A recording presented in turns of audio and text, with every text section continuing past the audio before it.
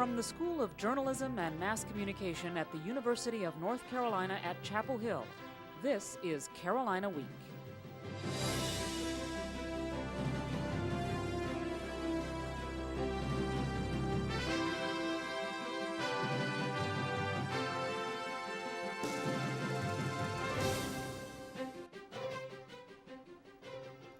Good evening, I'm Jenny McClendon. And I'm Alex Lawson. We begin with breaking news out of Lenoir County.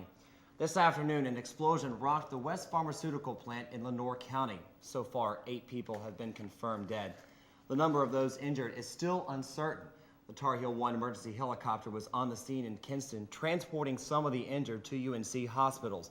There are currently 96 students from Lenoir County enrolled at Carolina. In addition, almost 600 UNC Chapel Hill graduates call Lenoir County home. About 3 hours after the explosion, an emergency helicopter landed on the roof of UNC hospitals. A hospital spokeswoman expects at least 5 trauma victims from the blast to arrive in Chapel Hill within the next few hours. Emergency technicians took one of the first victims to arrive from the chopper and into the hospital shortly after 4 p.m. Wednesday. Hospital officials expect the victims to be suffering from burns, smoke inhalation, and possible broken bones. Hospital spokeswoman Sherry Hobgood says UNC Hospitals is ready for the victims. We have extensive capacity to handle mass casualty incidents of this variety with particularly explosions and burn injuries. So we have a very highly skilled trauma surgery staff that is very, very well qualified to manage burn victims. Joining us now is junior Carolina student Reagan Hardy. Reagan, thanks so much for joining us. And you've got a contact down there in Kinston. Tell us. My father was actually about 10 minutes away from the plant when it exploded. He was in a bank and he actually felt the impact of it. And he also told me that it's black smoke everywhere. And just when you walk outside, you can just smell it and just inhale it. And it's just a tragedy. Now, it happened at 1:27. When did you first hear about what had happened? Actually, 3 o'clock, so an hour and a half later. Okay, and your first reaction was to call home and right, check on and things. just, so much compassion for the people that are going through this, and probably, with a lot of the students, they probably don't understand what's going on. Their first instinct is terrorist attack or an earthquake, and so my heart goes out to all those people. Tell us about your father was downtown at the time it happened. Is that right? Mm-hmm. Did he feel the impact? Yes, he did. My mom talked to someone at the hospital, and they said that all of Northwest Kinston felt the impact. And what about any other area counties? Did they feel kind of an effect or what? Actually, about 30 minutes away on the other side of Kinston, Jones County, they felt the impact, which is, a ways away. And then in Grifton, which is Pitt County, they also felt the impact of the explosion. Wow, it's a long distance and such an incredible explosion. And your family and friends, how are they? As far as I know, good. So. Well, thanks so much for being with us today, Reagan, and we're glad that your family and friends are okay, and thanks so much for being here. We appreciate it. Thanks. Have a good day.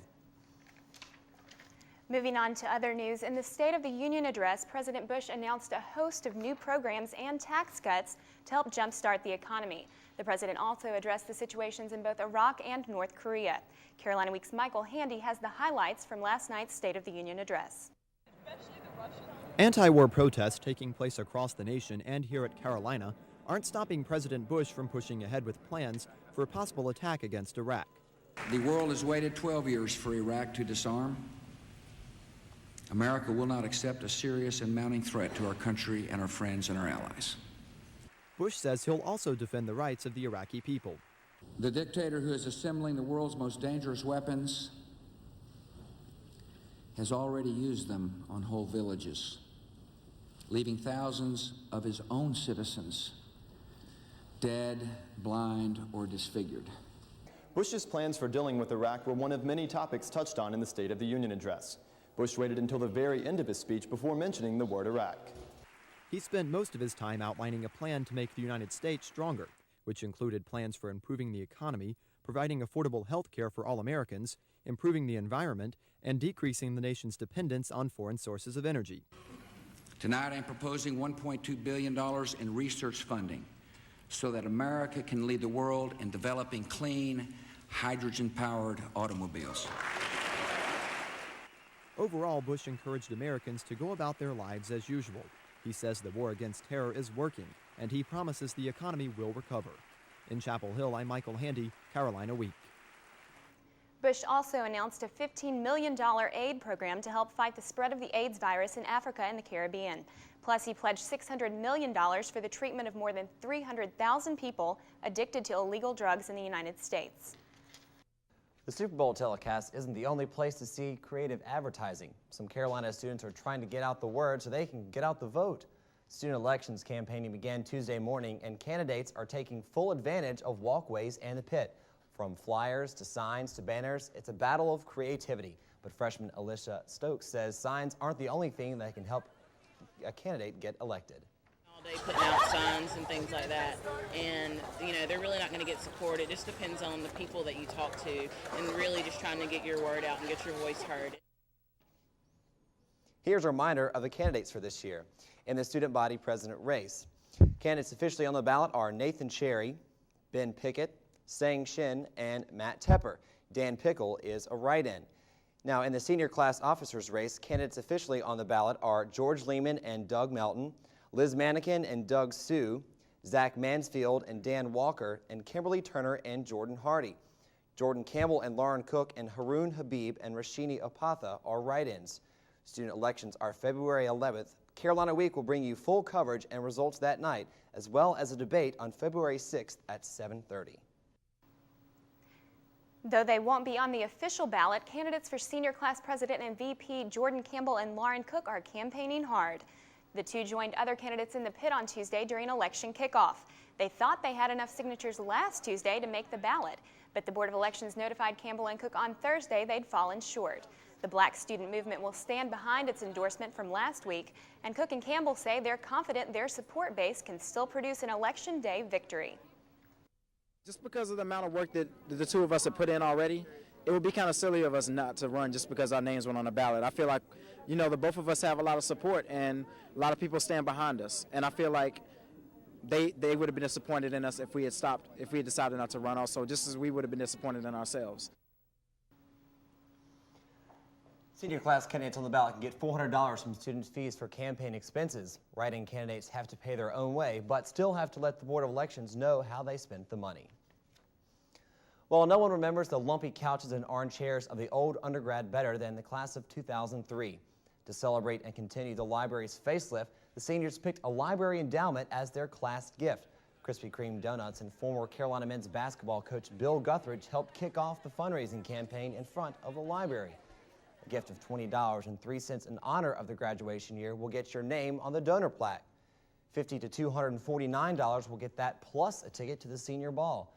And if you give $250 or more, and you'll get all that plus membership in the Chancellor's Alumni Club.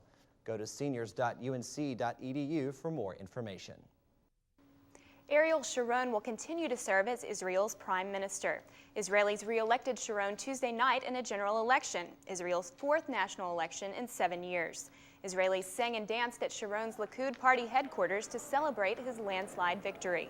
Closer to home, Carolina students and others on campuses across North America and Canada staged a mock vote to coincide with Tuesday's elections.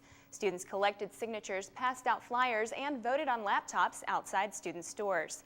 UNC Chapel Hill sophomore David Krusch spearheaded Carolina's participation. A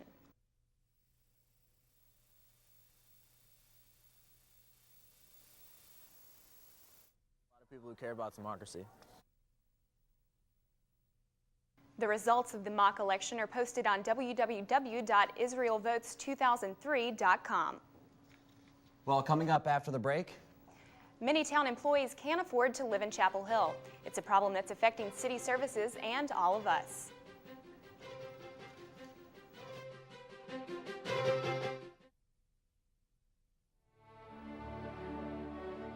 What is a hero? Are heroes born, or are they made?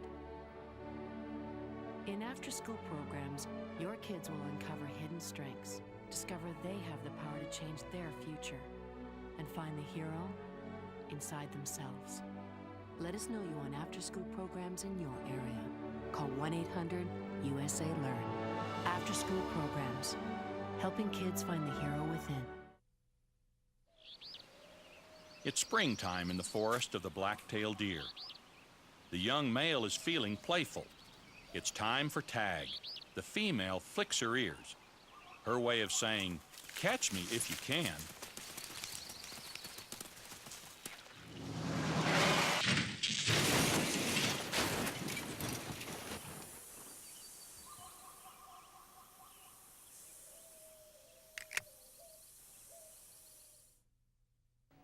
Town Council passed a comprehensive development plan Monday night.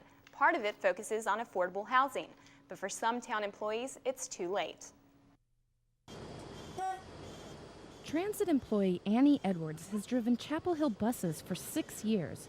When she and her husband started searching for a home, they found their two salaries went further in Mebane. She's happy there, but says there should be more affordable housing in Chapel Hill. We come to work and we give the town so much of our time. You know, I think it should be that we should be considered, you know. Because Edwards and many of her colleagues don't live in town, city services sometimes suffer. She was one of about 20 drivers who couldn't make it to town during last week's snow. The town council has struggled with the affordable housing issue while debating the new development plan. Despite months of work on this plan, the town of Chapel Hill still can't pass laws ensuring affordable housing. This is because the General Assembly has the final say. The town does subsidize some rentals and offers developers incentives to build smaller, less expensive homes. Town officials urge builders to make 15% of homes in new developments affordable. Mayor Kevin Foy says there are no simple solutions. The fact is, we don't have the right to impose any kind of affordable housing goals on this community. Foy says when people can't live where they work, the character of the town suffers. In Chapel Hill, I'm Gretchen Decker, Carolina Week. The minimum salary for town employees is $20,000. The median single-family home sold for $300,000 2 years ago. Despite media reports to the contrary, the developer of a new housing complex on Fraternity Court has complied with Chapel Hill zoning laws. Chapel Hill Inspector Maggie Bowers says as long as the building meets the zoning codes of Fraternity Court, it doesn't matter who lives there, Greek or not. The new house will open for students this fall. There's already a waiting list. The Chapel Hill Town Council has approved a renovation project at Village Plaza Shopping Center just behind Eastgate. The Village Plaza Theater will expand from 5 to 10 theaters. The plan also includes more retail space and more parking spaces. But the project didn't pass without controversy. Owners of the businesses in the shopping center are concerned about congestion because of a lack of parking. One group on campus wants the university to consider using alternate energy sources. The Student Environmental Action Coalition, more commonly known as SEEK, proposed a referendum to help fund its campaign to bring renewable energy sources to Carolina. The proposal asked students to vote for a $4 tuition increase per semester. That would generate roughly $300,000. SEEK wants officials to spend the money on things such as putting solar panels in the new science building and purchasing other sources of renewable energy from a local green company. Junior Natalie Teague says students should vote yes on February 11th for a number of reasons. It's important for the environment, it's important politically, it's important economically for UNC's future. We're really trying to come up with a sustainable energy plan that the campus can use. If Carolina students pass the referendum, ours will be the first university in the Southeast with such a renewable energy campaign. Well, Jason, it's been, sorry, go ahead. Jason Myers is with us now. We've had some cold and wet days out there, and I'm hoping that you're bringing news of warm weather and blue skies. Yeah, we've had a lot of cold days lately, but it looks like we might have some warm temperatures for this weekend. But I'll tell you all about that after the break. First, let's go to this week's weather question, which is, besides salt, which one of the following materials is used to treat slick highways in the United States? A, peanuts, B, potatoes, C, corn, or D, bananas? I'll have the answer and your weekend forecast just after the break.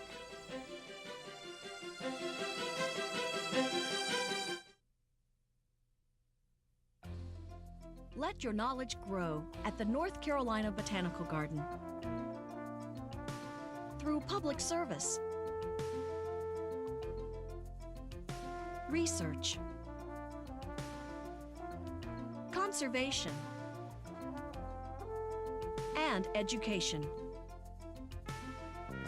The garden brings North Carolina's rich natural heritage to you. It's a beautiful way to learn. Hey, there are a lot of ways we can help our community. Spending our money in Orange County, whether it's filling up the car or shopping at local businesses, helps maintain our roads, improves our children's schools, and creates jobs. Spending your money locally helps us all in a big way. So remember, shop Orange first. Hi, and welcome back to Carolina Week. These past few weeks have been cold and dry, but finally today we've seen some rain and we badly need it. Now, if you're going around campus, watch out for any slick places with some of the rain puddles that are around campus, so be careful with that. But make sure you keep that umbrella handy because tonight and even tomorrow we might see that chance of rain. But with the rain, we've had some warmer temperatures, but it's been cold these past couple of weeks, and when you have cold weather, it's also that time for cold and flus. And the forecast for that right now is widespread in North Carolina, so it's all over North Carolina right now. Some things to remember just to keep you, keep your resistance up. Remember to wash your hands, get enough sleep, eat right, and take a multivitamin, and that will help keep your resistance up. I know I've had a sore throat lately, so I've been trying to fight that myself. Let's take a look at our satellite map right now. We've had a lot of clouds over the East Coast, and that's because of a cold front. We have this cold front right behind it, so those clouds are just going to be staying over our area for the next little while until Thursday and even Friday some. But right behind it, we have a high pressure system that's building in, and that's going to come right behind the cold front. So we'll see some nice temperatures and nice weather for this weekend. But over the next couple of days, it will remain cloudy. Now, if we look at our satellite map, we can see where our cold front changes into a stationary front. And the stationary front means that the clouds are just going to be staying over our area for the next couple of days. But that high pressure system right behind it is what's going to be bringing us the sunny weather.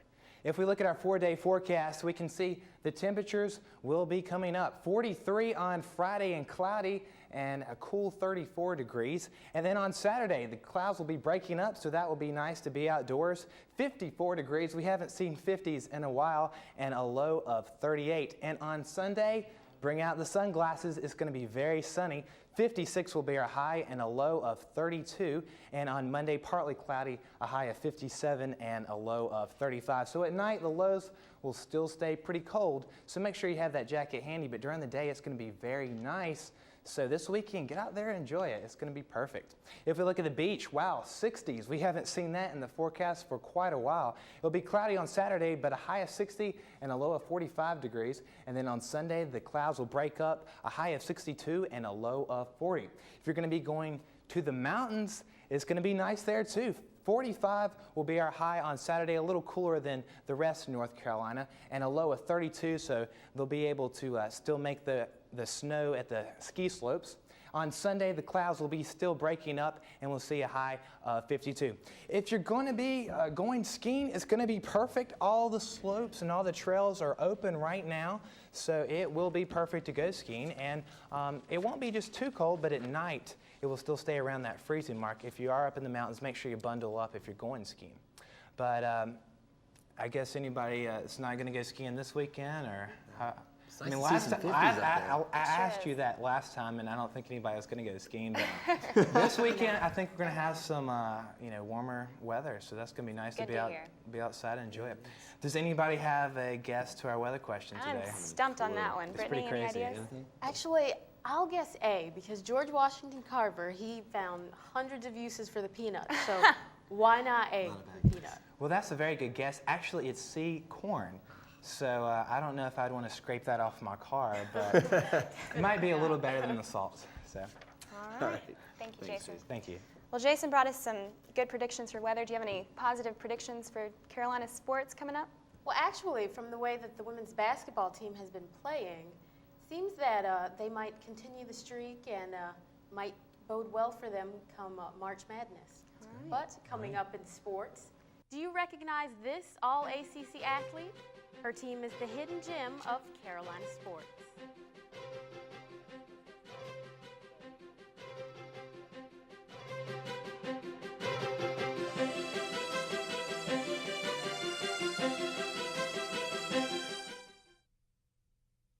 Following the tragic events of September 11th, there have been hundreds of violent attacks against innocent Americans.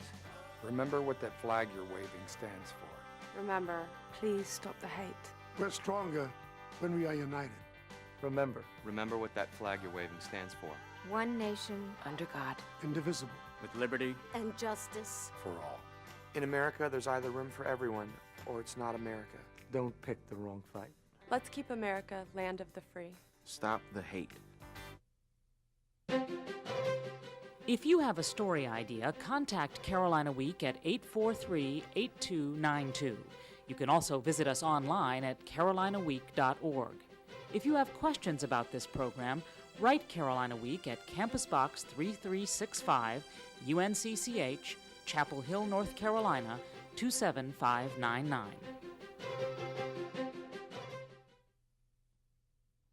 Welcome back. In sports, it's always good to get off to a great start, and it can be even better to end with a fantastic finish. Monday night in College Park, Maryland, the women's basketball team learned just how important a strong finish can be. In the first half, sophomore Nikita Bell gets the Heels off to a great start, scoring 10 of her career-high 30 points. Maryland's Chrissy Fisher has the hot hand from behind the arc and helps her team to a 43-37 lead at the half. With Carolina down by as much as 11 in the second half, Tar Heel Coretta Brown slices through the lane and cuts the Terrapin lead to 3. And Brown's best was yet to come. After Maryland's Renika Razor misses a free throw that would put her team up by 2, the Heels grab the rebound and have one last chance for the win. With the clock winding down, Brown makes the game-winning jumper, and the Heels steal an 83-82 win on the road. With the victory, the Heels have won 10 of the past 11 meetings with Maryland. Carolina's next game will be at home Thursday against Virginia. Since 1974, Carolina wrestling has had the Virginia Cavaliers in a chokehold, winning 30 straight matches against the ACC rival. Friday at home in Carmichael Auditorium, the Heels hope to keep an iron grip on the Cavs. Could this young fan be a future wrestling phenomenon? Perhaps we'll know in a few years. With Carolina up 10-7, sophomore Mark Canty takes down UVA's Brian Murr, then takes the match to give the Heels a 13-7 lead. 3 matches later, UNC head coach Bill Lamb has reason to worry as heavyweight Josh Etu pins Tar Heel Ryan Adams and knots the score at 17. In the tie-breaking finale, it's all about Virginia freshman Brian Sticka, who sticks it to sophomore Chris Rodriguez and vaults his team to a 20-17 victory. With the win, Virginia gets its first victory against the Heels in 28 years.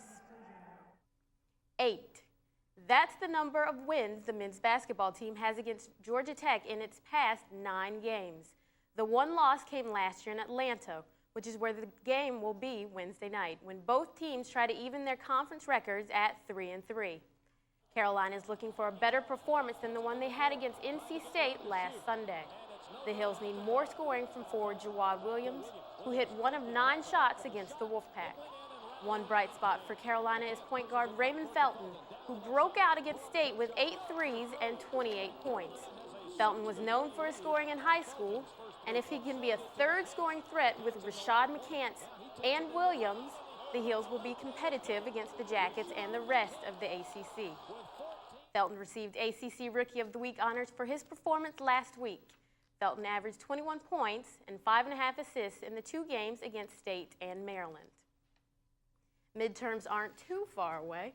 Carolina Week Sports' Casey Hart has a pop quiz to help you prepare. Nearly everyone knows about Carolina's great history in women's soccer, but which other Tar Heel team has owned the Atlantic Coast Conference the past 2 decades? Carolina's most dominant winter sports team doesn't play its home games here at the Dean Smith Center, but rather right across the way at the Corden Auditorium. The Carolina women's swimming and diving team boasts an all-time ACC record of 107 wins and 15 losses. The Tar Heels have won 15 conference championships in the 24 years of ACC women's swimming competition and have never had a losing record. But senior backstroker Laura Collier says success hasn't brought the team fame. It's rarely ever that someone, like a student on campus, will recognize you for being, I mean, maybe that you're an athlete, but never what team you're on. The Carolina men have won 17 ACC titles of their own, but are just as easy to miss.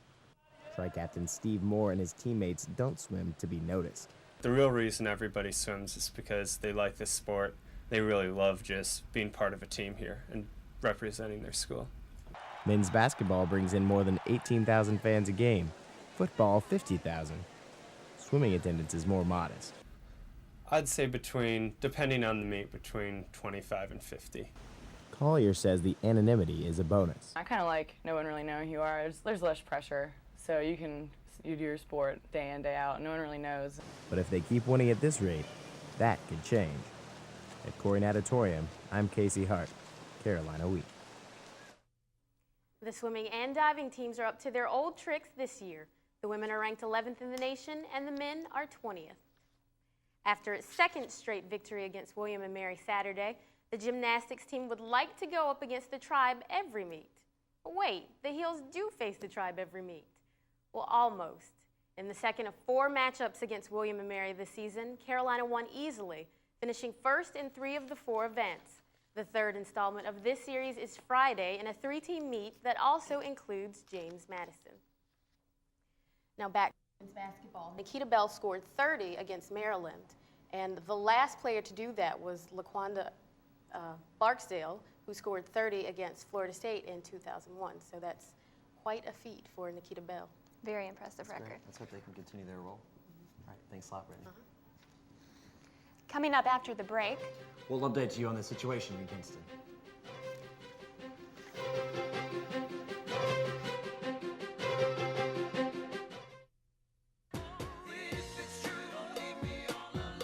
Hola, soy Mark Anthony para Red, recording artists, actors, and athletes against drunk driving. La música es una de las cosas más importantes en mi vida, pero nada es más importante que la vida en sí. Cuando tomas y manejas, arriesgas tu vida y la vida de los demás. Así que escoge a un conductor designado.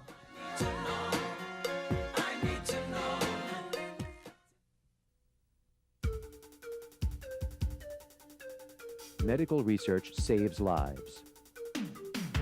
It produces treatments and cures for killers like heart disease, AIDS, cancer. Don't let these killers get away with murder. Support medical research. Introducing the all-new Enclave. It's a minivan to the max, with features like remote control sliding rear doors, 150 cable channels, a full sky view roof, temperature-controlled cup holders, and the 6-point navigation system. It's the minivan for families on the go.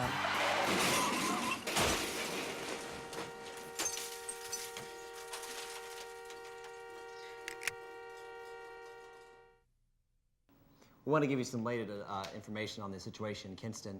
Initially, the Sheriff's Department reported to the regional medical examiner that 8 people had died in the blast, but officials are no longer confirming that number. They say at least 12 are injured. We also want to know that the fire is still burning 4 hours after the incident happened. Jenny?